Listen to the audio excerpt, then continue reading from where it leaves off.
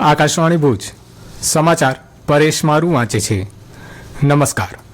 મુખ્યમંત્રી ભૂપેન્દ્ર પટેલના મંત્રીમંડળના વિસ્તરણમાં પદનામિત મંત્રીઓની આવતીકાલે શપથવિધિ યોજાશે। રાજ્યપાલ આચાર્ય દેવવ્રતની વિશેષ ઉપસ્થિતિમાં ગાંધીનગરના મહાત્મા મંદિર ખાતે સવારે 11:30 વાગે શપથવિધિ સમારોહ યોજાશે। રાજ્યપાલશ્રી રાજ્ય મંત્રીમંડળના વિસ્તરણમાં સમાવિષ્ટ થનારા પદનામિત મંત્રીઓને હોદ્દા અને ગોપનીયતાના શપથ લેવડાવશે તેમ સત્તાવાર યાદીમાં જણાવાયું છે। મહાત્મા મંદિર ખાતે શપથવિધિ સમારોહ માટેની તૈયારીઓ પૂરજોશમાં ચાલી રહી છે। વિકાસ સપ્તાહ દરમિયાન ગામડે ગામડે ફરી રહેલા રાજ્ય સરકારના 34 વિકાસ રથ સાથે રાજ્ય મંત્રીમંડળના સભ્ય, સાંસદ અને ધારાસભ્યો ઉપરાંત 9,363 થી વધુ સ્થાનિક પદાધિકારી અધિકારીઓ અને 2,46,000 થી વધુ નાગરિકો જોડાયા હતા। વિકાસ રથના માધ્યમથી રાજ્યભરમાં કુલ રૂપિયા 959 કરોડથી વધુના 9,254 કાર્યોના ખાતમુહૂર્ત લોકાર્પણ સંપન્ન કરવામાં આવ્યા હતા। આ ઉપરાંત વિકાસ રથના માધ્યમથી વિવિધ યોજનાના 24,533 લાભાર્થીઓને કુલ રૂપિયા 79 કરોડ 24 લાખની સહાય વિતરણ કરવામાં આવી હતી તથા વિકાસ રથ દરમિયાન 2,43,754 થી વધુ નાગરિકોએ ભારત વિકાસ પ્રતિજ્ઞા લીધી હતી।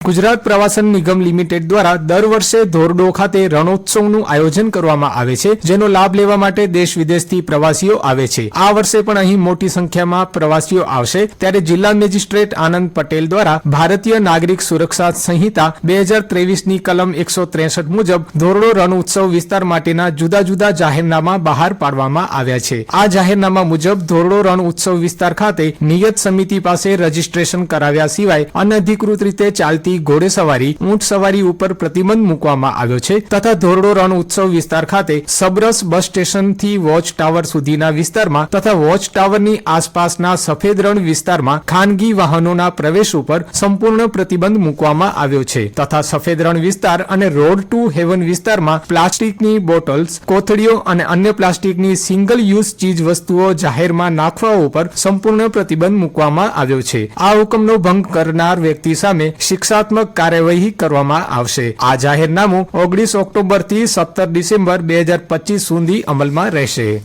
પ્રકાશ પર્વ શરૂ થવાને હવે ગણતરીના દિવસો બાકી છે ત્યારે જિલ્લા મથક ભુજ સહિત ગાંધીધામ, અંજાર, રાપર, માંડવી, મુન્દ્રા, નખત્રાણા અને નલિયાની બજારમાં ગ્રાહકોની ભારે ભીડ જોવા મળી રહી છે। બજારમાં ચહલ પહલ વધતા વેપારીઓને સારા વેપારની આશા બંધાઈ છે। ગ્રામ્ય વિસ્તારના લોકો તાલુકાના મુખ્ય મથક ખાતે દિવાળીની ખરીદી કરવા ઉમટી પડ્યા છે। હાલમાં તૈયાર કપડાની દુકાનોમાં ભારે ભીડ જોવા મળી રહી છે। બજારમાં દિવાળી નિમિત્તે આવેલી અવનવી વેરાયટીઓ ગ્રાહકોને આકર્ષી રહી છે। બજારમાં દિવાળીની મોડી રાત સુધી ગ્રાહકોની અવરજવર રહેશે તેવું વેપારીઓ દ્વારા જણાવવામાં આવ્યું છે।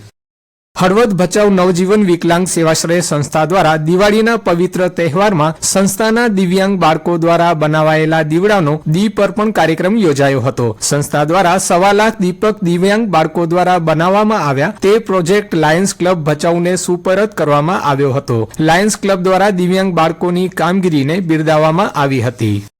તેરા તુજકો અર્પણ ઝુંબેશ અંતર્ગત જિલ્લામાં લોકોના ગુમ કે ચોરી થયેલા કિંમતી મુદ્દામાલ પરત મેળવવા જરૂરી કાર્યવાહી કરવાની ઉચ્ચ પોલીસ અધિકારીઓની સૂચના અનુસંધાને મુન્દ્રા પોલીસ સ્ટાફ દ્વારા ટેકનિકલ સર્વેલન્સ આધારે અલગ અલગ 21 લોકોના ચોરી કે ગુમ થયેલા મોબાઈલ ફોન શોધી અપાયા હતા। આ મોબાઈલની કિંમત 4,02,906 રૂપિયા હતી। મોબાઈલ પરત મળતા અરજદારોએ સંતોષ સાથે મુન્દ્રા પોલીસનો આભાર માન્યો હતો।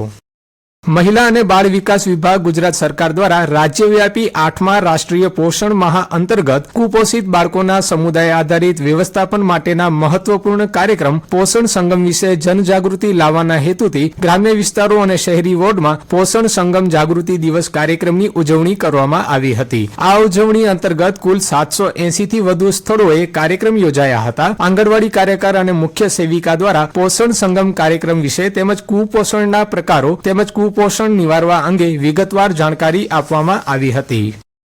દિવાળીના તહેવારોને અનુલક્ષી ભુજ બુલિયન મર્ચન્ટ એસોસિએશન દ્વારા વ્યવસાય અને સુરક્ષાની જાળવણીને લઈને મહત્વપૂર્ણ પગલાં લેવામાં આવ્યા છે। સંસ્થા વેપારી અગ્રણીઓએ ભુજ A અને B ડિવિઝન પોલીસની મુલાકાત લઈ સુરક્ષાને લઈ મહત્વની ચર્ચા કરી હતી અને આ સાથે સમાચાર બુલેટિન પૂરું થયું। નમસ્કાર।